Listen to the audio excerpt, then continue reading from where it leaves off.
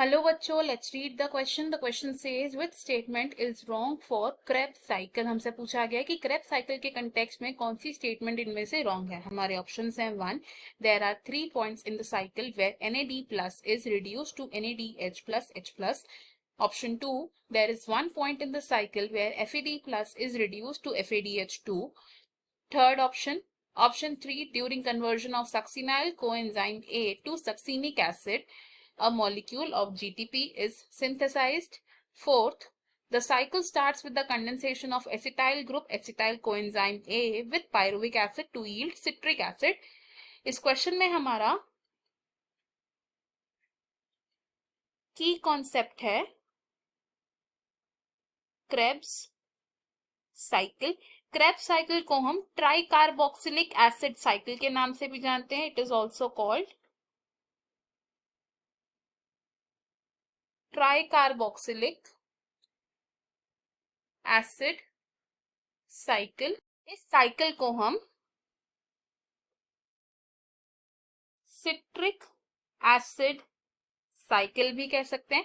Try carboxylic acid cycle या फिर Krebs cycle कैसे फंक्शन करती है देखते हैं. तो सबसे पहले लिंक रिएक्शन से जो एसिटाइल कोएंजाइम ए बनता है which is a 2 carbon compound. ये एसिटाइल कोएंजाइम ए क्या करता है, it combines with a 4 carbon compound which is oxaloacetic acid. इसे हम कॉमनली क्या बोलते हैं, इट इज OAA एंड ये है एक 4 कार्बन कंपाउंड.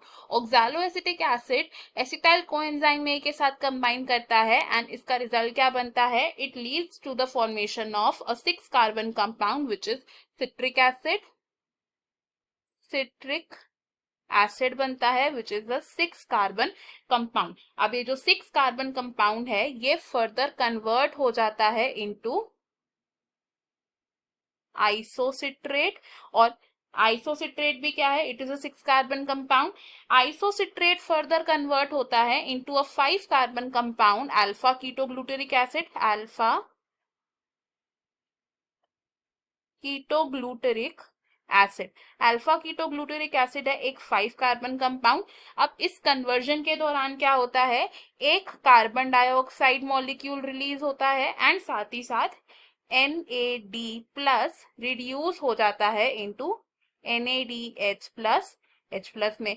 अब ये जो अल्फा कीटोग्लूटेरिक एसिड बना है इसकी फर्दर कन्वर्जन होगी into succinyl coenzyme A. It is converted into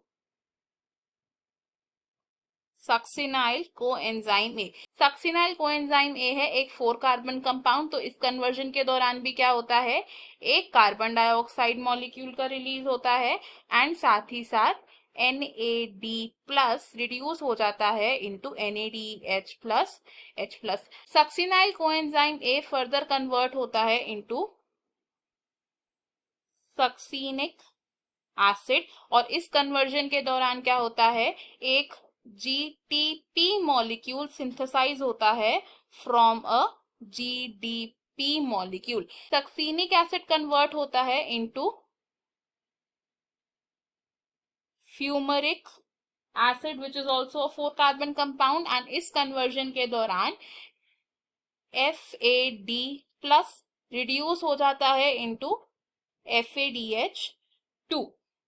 fumaric acid की फर्दर कन्वर्जन होती है into malic acid. It gets converted into malic acid and malic acid further convert होता है into oxaloacetic acid.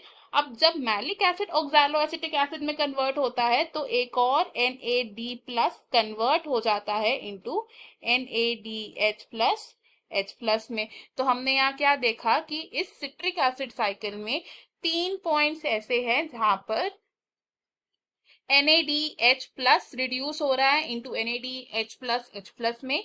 एक point ऐसा है जहां पर FADH2 प्रोड्यूस हो रहा है फ्रॉम FAD प्लस एंड एक पॉइंट पर GTP की सिंथेसिस हो रही है बाय GDP.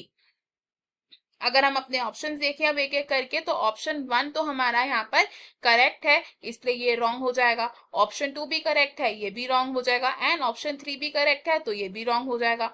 ऑप्शन 4 हमारा रॉन्ग स्टेटमेंट है, इसलिए ऑप्शन करेक्ट होगा। अब ये स्टेटमेंट रॉन्ग क्यों है? बिकॉज जो क्रेब्स साइकिल है ये स्टार्ट होती है with the condensation of acetyl coenzyme A with oxaloacetic acid, ना कि pyruvic acid to yield citric acid. इस क्वेश्चन में हमारा फाइनल और करेक्ट आंसर ऑप्शन 4 है। I hope you understood it well. Best of luck. Thank you.